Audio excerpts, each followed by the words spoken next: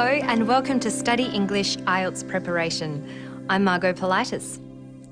Today we'll look at the writing task in the essay section of both the general and academic IELTS tests. IELTS essay topics are of general interest and relate to current issues in society. You can expect to be asked about the media, education, environment, health, communication, technology, and society. Being familiar with issues in these general areas is important. Listening to English language media will help you develop a bank of ideas on topics like this. An issue in health could be about children eating too much and not exercising enough. You could be asked to discuss a statement such as, children's eating habits and lifestyles today are more likely to be harmful than beneficial.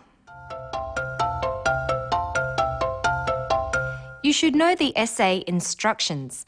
These tell you how much time you have and how much you need to write. You are instructed to spend about 40 minutes writing the essay, which has to be at least 250 words. With practice, you'll know without counting what your 250 words look like. You will also be asked to give reasons for your answer and include any relevant examples from your knowledge or experience. This is one of the instructions, so you need to follow it. Reasons are saying why you think something is true or not.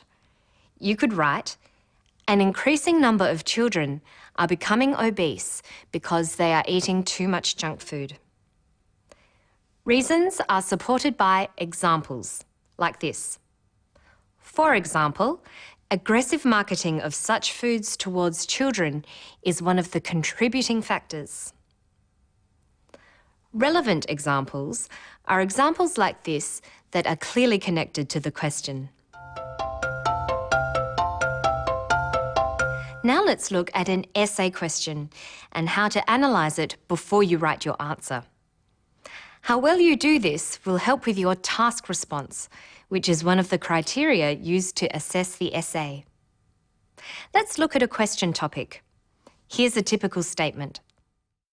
The ageing populations of more developed countries are going to cause social and economic problems for society in the future, especially for the younger generation. With this is something called the question task. To what extent do you agree or disagree with this statement? The essay question is always presented in this way as a statement followed by the question task. First, let's look at the statement. Read it carefully.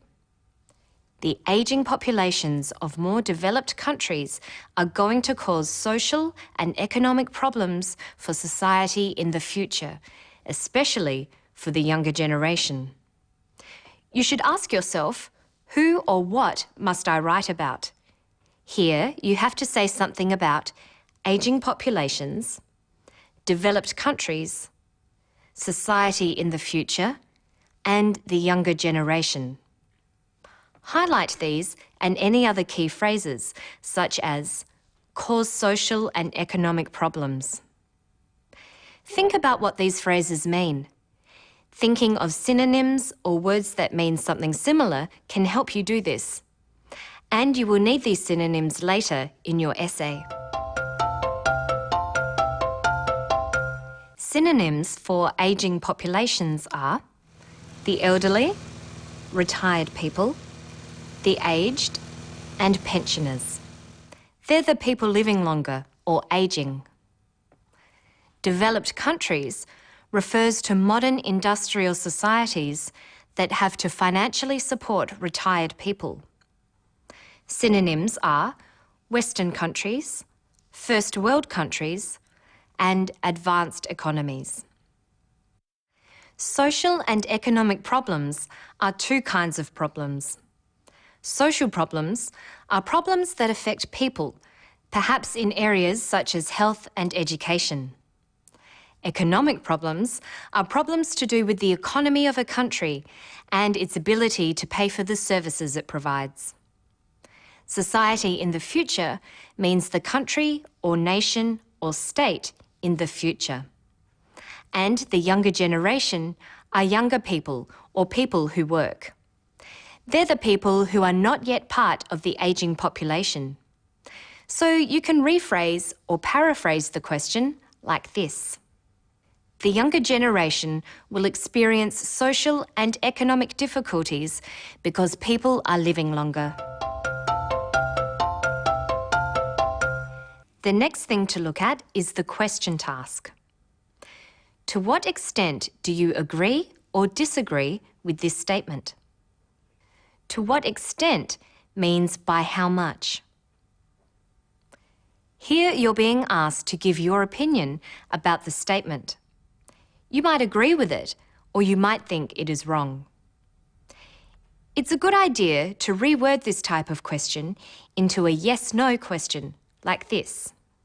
Do you agree that the younger generation will experience social and economic difficulties because people are living longer?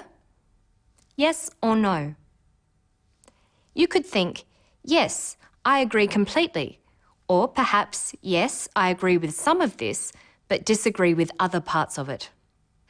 But keep in mind that asking how much you agree or disagree tests your ability to look at two sides of an issue and present a balanced argument. Even if you say yes and agree completely, you still have to look at the other side of the argument and think about why someone would disagree. You would need to write 2 body paragraphs in an essay of this type, one saying what you agree with and one saying what you disagree with. In the conclusion of your essay, you would state your position on the topic. Let's look at another question. Internet access should be under government control to avoid any potential harm to children. Who or what must you write about? The internet, government, and children. Now highlight other key phrases. Under government control. Avoid any potential harm. Let's think of synonyms. We know what the internet is, but what other words can we use? The net, the web, online, cyberspace. Under government control means controlled by the government. Other words for government are the state or the administration. Potential harm means bad things that might happen.